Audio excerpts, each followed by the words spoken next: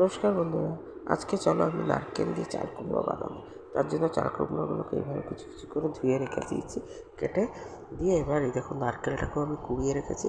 নারকেলটা আমার কিছু দিনের হয়ে গেছিলো, সেজন্য একটু শুকিয়ে শুকিয়ে গেছিলো। তো আধা নারকেল আমি এর মধ্যে কুড়িয়ে নিয়েছি। চলো এবার আমি কড়াইয়ে তেল দিয়ে দিই। তেল দিয়ে তেলটাকে গরম হতে দিয়ে দিই।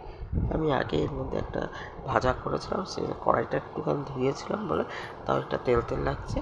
দেখো বন্ধুরা, আমি এটাকে সর্ষে তেল দিয়ে করছি, যার জন্য তেলটা আমি দিয়ে দিলাম। দেখো তোমাদের অনেকটা মনে হচ্ছে তেল, কিন্তু এতে বেশি তেল দিইনি, অল্প তেল দিয়ে আমি ননস্টিকের কড়াইয়ে অল্প তেলেই রান্না হয়ে যায়, এই জন্য অল্পই তেল দিয়েছি। দিয়ে এবার এর মধ্যে আমি কিছুটা সাদা জিরা দিয়ে দেবো। দেখো সাদা জিরা দিয়ে দিচ্ছি। এবার সাদা জিরাটা যেমনি চড়পড় করবে তখন তার মধ্যে আমি দুটো তেজপাতা দিয়ে দেবো। দিয়ে যখন এগুলো আমাদের বেশ চড়পড় করে উঠবে, লাল লাল হয়ে যাবে, তখন এর মধ্যে আমি ধুয়ে রাখা কুচি করে রাখা চাল কুমড়োটা দিয়ে দেবো। এটাকে দেখো একটু ভালো করে নাড়িয়ে চাড়িয়ে দিলাম, দিয়ে এবার চাল কুমড়োটা দিয়ে দেবো। চাল কুমড়োটা ধুয়ে রেখেছিলাম, দেখো এবার দিয়ে দিলাম। দিয়ে এটাকে এবার আমি ভালো করে কিছুক্ষণ নাড়াচাড়া করে নুন হলুদ আমি এর মধ্যে দিয়ে দেবো। দিয়ে আর এটাকে দুটো কাঁচা লঙ্কা দিয়ে আর এটা দিয়ে দেবো। দিয়ে তারপর এটাকে ঢাকা দিয়ে দিয়ে আমরা সবজিটাকে বানাবো। বন্ধুরা, তোমাদের যদি আমার রেসিপিটা ভালো লাগে তো লাইক করবে, কমেন্ট করবে, শেয়ার করবে।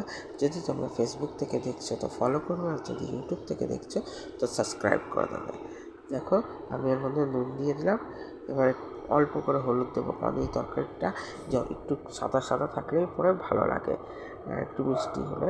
দেখো আমি অল্পই হলুদ দিয়ে দিচ্ছি। দিয়ে এবার এটাকে ভালো করে নেড়ে চেড়ে দেবো। এর মধ্যে আর কিচ্ছু দেবো না, আমরা এটাকে ভালো করে নেড়ে চেড়ে মিশিয়ে দেবো। মিশিয়ে আর এটাকে ঢেকে ঢেকে আমি বারবার ঢেকে দেবো, আর একটু পরপর ঢাকা খুলে খুলে আমরা এটা নেড়ে চেড়ে যতক্ষণ না এটা পুরো সুন্দরভাবে নরম হয়ে যাচ্ছে ততক্ষণ এটাকে এইভাবে ঢাকা দেবো আর নেড়ে চেড়ে করবো। দেখো আমি এর মধ্যে কাঁচা লঙ্কাও দিয়ে দিলাম।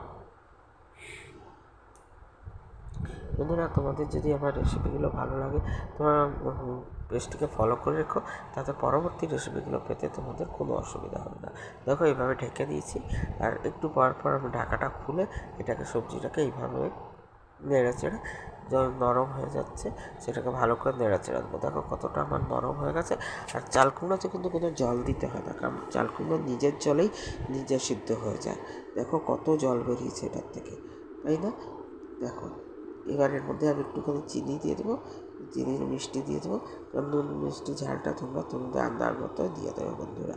আর যার চিনিটা পছন্দ হবে না সে স্কিপ করতে পারো, কিন্তু এর মধ্যে যদি একটু নিরামিষ তরকারিতে যদি একটু মিষ্টি দেওয়া হয় তাহলে তার টেস্টটা আরও দ্বিগুণ বেড়ে যায়। দেখো এইভাবে নেড়ে চেড়ে দিচ্ছি, আর মিডিয়াম আঁচের মধ্যে এটাকে ভালো করে নেড়ে চেড়ে দেবো। দেখো অনেকটা গলে গেছে, আর একটুখানি গললেই আমার এটা হয়ে যাবে।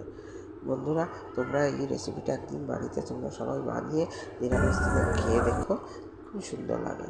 দেখো আমার এটা নরম তো হয়ে গেছে, কিন্তু এটা কি একটু জল জল আছে, যার জন্য আমি উপর থেকে একটু সময় ময়দা দিয়ে দিলাম।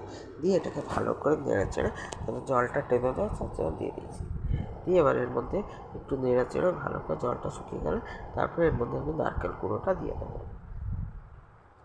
বন্ধুরা, তোমাদের এই রেসিপিটা কেমন লাগছে না লাগছে অবশ্যই আমাকে জানাবে, কমেন্টস করবে। আর তোমরা কে এরকম করে নারকেল দিয়ে চাল কুমড়ো বানিয়েছো, আর যদি কোনো অন্যরকম প্রসেসে বানিয়েছো সেটাও আমাকে কমেন্টস করে জানিও বন্ধুরা। দেখো এবার আমি নারকেলটা দিয়ে দিলাম, ব্যাস আমার তরকারিটা রান্নাটা হয়ে গেছে। আর একটু সময় বেশিক্ষণ নেড়ে চেড়ে এবার আমি এই তরকারিটা দেখো নামিয়ে ফেললাম। দেখো হয়ে গেছে আমার রান্না। চলো বন্ধুরা, আবার আসবো একটা রেসিপি নিয়ে। বা